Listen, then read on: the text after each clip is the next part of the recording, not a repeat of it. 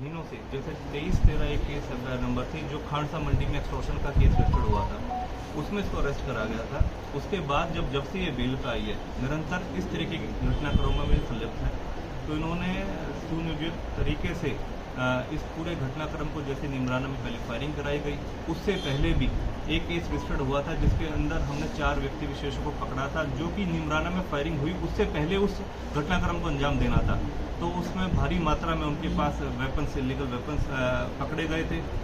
क्योंकि वो इनकी जो प्रयास था वो गुड़गांव पुलिस द्वारा पहले प्रोएक्टिव अप्रोच दिखाते हुए पहले पकड़े गए, तो वो विफल हो गया। उसके बाद उन्होंने फिर पंजाब की जो गैंगस्टर्स हैं उनके साथ, जो उनके सहयोगी हैं, उनको इन्वॉल्व करके जो निमराना में घटनाक्रम है उसको अंजाम दिलवाया। सर अभी मनीषा को कहाँ से गिरफ्तार किया गया और क्या क्या उससे बरामद किया गया? 11 नवंबर को ही देवीलाल कॉलोनी, जो सेक्टर 9 हमारा पुलिस स्टेशन है, उसके क्षेत्र से इसको अरेस्ट करा गया और एसटीएफ द्वारा जिसको पकड़ा गया था, और जो इसकी अरेस्टिंग है फिर हमारी crime branch monitor incharge Lalit की टीम द्वारा करा गया है। और उसमें मुख्य भूमिका, जैसे मैंने आपको बताया कि स्पेशल टास्क फोर्स ने मुख्य भूमिका निभाई है। और आमतौर पर जो हमारे निरंतर हमारे संपर्क सूत्र हैं, जैसे कि राजस्थान में भी इस तरह की घटनाक्रम बढ़ रही हैं, तो राजस्थान पुलिस जो जयपुर रेंज की आईजी साहब की टीम है, उसमें सचिन शर्मा की मुख्य भूमिका हमारे साथ निरंतर जो डिटेल्स शेयर करते रहे हैं। हमारे जो ललित इंचार्ज हैं निरंतर इस गैंग के ऊपर काम कर रहे हैं। हमारे कमिश्नर पुलिस की लीडरशिप में, दिशा निर्देश में, हमारे जो डीसीपी क्राइम सर हैं मोहित हांडा, उनके दिशा निर्देश में ये काम अमल में लाए जा रहे हैं। और खासकर हमारे ACP crime second Manoj sir हैं, उनकी देखरेख में सारे काम हो रहे हैं। तो निरंतर ये प्रयास हैं कि जितने भी इनके हेंचमैन हैं, इनके सिंडिकेट के से जुड़े हुए एसोसिएट्स हैं, जो इनके साथ दूसरे गैंग्स इन्वॉल्व हैं, उन सभी पर ये मुख्य तौर पर हम अंकुश लगाएं और उन सभी की पहचान करते हुए उनको पकड़ने में सफलता पाएं। सर कहाँ रह के ऑपरेट करते हैं ये? काफ़ी समय से, तो ये क्योंकि जब ये बेल आउट हुई थी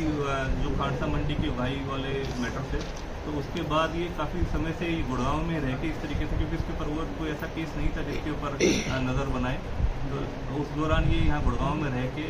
इस तरीके की घटनाक्रम को ये इस तरीके से कॉन्स्पिरेटर के तौर पर इसको ये सारी साजिश को बना रही थी। लेकिन मीनवाइल जब एक विजय काली नाम के व्यक्ति विशेष को पकड़ा गया, उससे जब पूछताछ करी गई तो उसने सारी चीज़ों को खुलासा करा कि किस तरीके से निमराना का पूरा जो घटनाक्रम है उसको अंजाम देने के लिए इसने मुख्य भूमिका निभाई। तो उसमें जो मेन सस्पेक्ट्स जिन्होंने फायरिंग करी वो पंजाब से आए थे,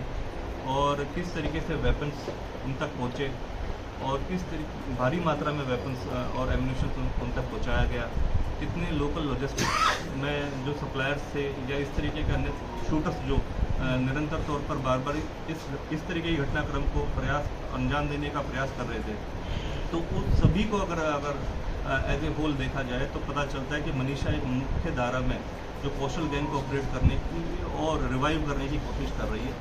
और जिस संबंध में जो अब ये इसको अरेस्ट करा गया है और आगामी कार्रवाई अमल में लाई जाएगी। तो सर कौशल से ही, मतलब जब ये जेल में मिलने जाती थी तो कौशल से ही इसको डायरेक्शन मिलती थी? देखिए, क्योंकि अभी प्राथमिक तौर पर जल्दबाजी होगी सारी बातें कहना। अभी हमने इसको 1 हफ्ते के पुलिस रिमांड पे लिया है, 6 दिन के पुलिस रिमांड पे लिया है, और उस दौरान हम गहनता से इस बारे में पूछताछ करेंगे कि किस प्रकार से कौशल ये अन्य व्यक्ति विशेष इस घटनाक्रम के बारे में इसको जानकारी देते थे और किसकी मदद से ये सारी सिंडिकेट को रन कर रही थी, इस नेक्सस को रन कर रही थी। और जिस तरीके से मैंने आपको बताया, ये जो इंटरनेशनल गैंग एक डेवलप होता चला गया है इनका, उसको हम बस करने पे जो हमारी एसटीएफ है अहम भूमिका निभा रही है। और जल्द से जल्द जितने भी हेंचमैन हैं इनके, जितने भी एसोसिएट्स हैं, उनको पकड़ने में हम निरंतर अपना प्रयास कर रहे हैं। जो व्यक्ति विशेष किसी भी माध्यम से इनको किसी भी प्रकार से अगर सपोर्ट कर रहा है तो उसको ज़रूर हम पकड़ने की कोशिश करेंगे और जल्द से जल्द नियमानुसार कार्रवाई में लाएंगे।